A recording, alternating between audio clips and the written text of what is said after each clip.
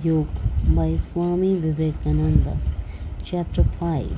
We help ourselves, not the world. Before considering further how devotion to duty helps us in our spiritual progress, let me place before you in a brief compass another aspect of what we in India mean by karma. In every religion, there are three parts: philosophy, mythology, and ritual. Philosophy, of course, is the essence of every religion. Mythology explains and illustrates it by means of the more or less legendary lives of great men, stories and fables of wonderful things, and so on. Ritual gives to that philosophy a still more concrete form so that everyone may grasp it. Ritual is in fact concretized philosophy. This ritual is karma. It is necessary in every religion because most of us cannot understand abstract spiritual things until we grow much spiritually. It is easy for men to think that they can understand anything, but when it comes to practical experience, they find that abstract ideas are often very hard to comprehend. Therefore, symbols are of great help, and we cannot dispense with the symbolical method of putting things before us. From time immemorial, symbols may have been used by all kinds of religions. In one sense, we cannot think but in symbols. Words themselves are symbols. Words themselves are symbols of thought. In another sense, everything in the universe may be looked upon as a symbol. The whole universe is a symbol, and God is the essence behind. This kind of symbology is not simply the creation of man. It is not that certain people belonging to a religion sit down together and think out certain symbols and bring them into existence out of their own minds. The symbols of religion have a natural growth. Otherwise, why is it that certain symbols are associated with certain ideas in the mind of almost everyone? Certain symbols are universally prevalent. Many of you may think that the cross first came into existence as a symbol in connection with the Christian religion. But as a matter of fact, it existed before Christianity was, before Moses was born, before the Vedas were given out, before there was any human record of human things. The cross may be found to have been in existence among the Aztecs and the Phoenicians. Every race seems to have had the cross. Again, the symbol of the crucified Savior for man crucified upon a cross appears to have been known to almost every nation. The circle has been a great symbol throughout the world. Then there is the most universal of all symbols, the swastika. At one time, it was thought that the Buddhists carried it all over the world with them, but it has been found out that ages before Buddhism, it was used among nations. In Old Babylon and in Egypt, it was to be found. What does this show? All these symbols could not have been purely conventional. There must be some reason for them, some natural association between them and the human mind. Language is not the result of convention. It is not that people ever agree to represent certain ideas by certain words. There was an idea without a corresponding word, or a word without a corresponding idea. There never was an idea without a corresponding word, or a word without a corresponding idea. Ideas and words in their nature inseparable. The symbols to represent ideas may be sound symbols or color symbols. Deaf and dumb people have to think with other than sound symbols. Every thought in the mind has a form of as its counterpart. This is called in Sanskrit philosophy nama rupa, name and form. It is as impossible to create by convention a system of symbols as it is to create a language. In the world's ritualistic symbols, we have an expression of the religious thought of humanity. It is easy to say that there is no use of rituals and temples and all such paraphernalia. Every baby says that in modern times. But it must be easy for all to see that those who worship inside a temple are in many respects different from those who will not worship there. There the association of particular temples, rituals, and other concrete forms with particular religions has a tendency to bring into the minds of the followers of those religions the thoughts of which whose concrete things stand as symbols, and it is not wise to ignore rituals and symbology altogether. The study and practice of these things form naturally a part of Karma Yoga. There are many other aspects of this science of work. One among them is to know the relation between thought and word, and what can be achieved by the power of the word. In every religion, the power of the world is recognized, so much so that in some of them, creation itself is said to have come out of the world.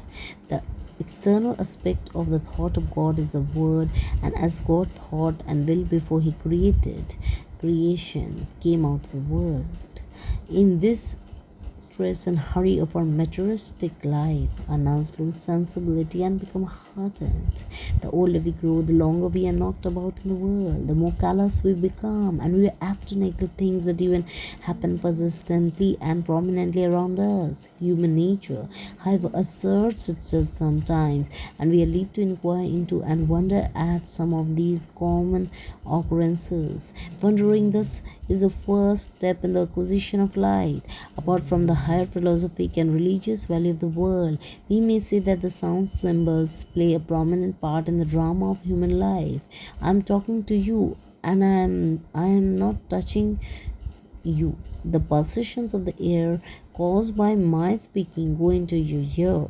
They touch your nerves and produce effects in your mind. You cannot resist this. What can be more wonderful than this? One man calls another a fool, and at this the other stands up and clenches his fist and lands a blow on his nose. Look at the power of the word. There is a woman weeping and miserable. Another woman comes along and speaks to her a few gentle words. The doubled up frame of the weeping woman becomes straightened at once. Her sorrow is gone and she already begins to smile. Think of the power of words. They are a greater force in higher philosophy as well as in the common life. Day and night we manipulate this force without thought and without inquiry. To know the nature of this force and to use it well is also a part of Karma Yoga.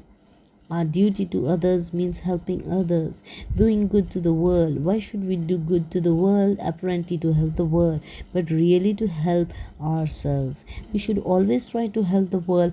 That should be the highest motive in us. But if we consider well, we find that the world does not require our help at all. This world was not made that you or I should come and help it. I once read a sermon in which it was said, all this beautiful world is very good because it gives us time and opportunity to help others. Apparently, this is a very beautiful sentiment, but is it not a blasphemy to say that the world needs our help? We cannot deny that there is much misery in it. To go out and help others is therefore the best thing we can do, although in the long run we shall find that helping others is only helping ourselves. As a boy, I had some time as a boy, I had some white mice. They were kept in a little box in which there were little wheels. And when the mice tried to cross the wheels turned and turned, and the mice never got anywhere. So it is with the world and our helping it. The only help is that we get moral exercise. The world is neither good nor evil. Each man manufactures a world for himself. If a blind man begins to think of the world, it is either as soft or hard or as cold or hot. We are a mass of happiness or misery. We have seen that hundreds of times in our lives as a rule. The young are optimistic and the old are pessimistic. The young have life before them, the old complain the day is gone. Hundreds of desires which they cannot fulfill struggle in their hearts. Both are foolish nevertheless. Life is good or evil according to the state of mind in which we look at it. It is neither by itself. Fire by itself is neither good nor evil. When it keeps us warm, we say how beautiful is fire. When it burns our fingers, we blame it. Still in itself, it is neither good nor bad. According as we use it, it produces in us the feeling of good or bad.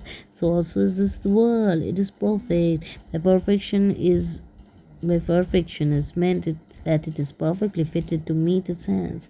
We may all be perfectly sure that it will go on beautifully well without us, and we need not bother our heads wishing to help it. Yet we must do good. The desire to do good is the highest motive power we have. If we know all the time that it is a privilege to help others, do not stand on a high pedestal and take 5 cents in your hand and say, "Here, my poor man," but be grateful that the poor man is there, so that by making a gift to him, you are able to help yourself. It is not the receiver that is blessed, but it is the giver. Be thankful that you are allowed to exercise your power of benevolence and mercy in the world, and thus become pure and perfect. All good acts tend to make us pure and perfect. What can we do at best? Build a hospital, make roads, or erect charity asylums. We may organize charity and collect 2 or 3 millions of dollars and build a hospital with 1 million. With the second, give balls and drink champagne, and of the third, let the officers steal half and leave the rest finally to reach the poor. But what are all these? One mighty wind in 5 minutes can break all your buildings up. One mighty wind in 5 minutes can break all your buildings up. What shall we do then? One volcanic eruption may sweep away all our roads and hospitals and cities and buildings. Let us give up all this foolish talk of doing good to the world. It is not waiting for you or your help or my help, but we must work and constantly do good because it is a blessing to ourselves. That is the only way we can become perfect. No beggar whom we have helped has ever owed a single cent to us. We owe everything to him because he has allowed us to exercise a charity on him. It is entirely wrong to think that we have done or can do good to the world, or to think that we have helped such and such people. It is a foolish thought, and all foolish thoughts bring misery. We think that we have helped some man and expect him to thank us, and because he does not, unhappiness comes to us. Why should we expect anything in return for what we do? Be grateful to the man you help. Think of him as a god. It is not a great privilege to be allowed to worship God by helping our fellow men.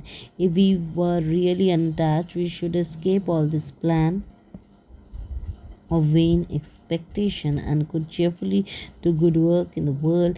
Never will unhappiness or misery come through the work done without attachment. The world will go on with its happiness and misery through eternity.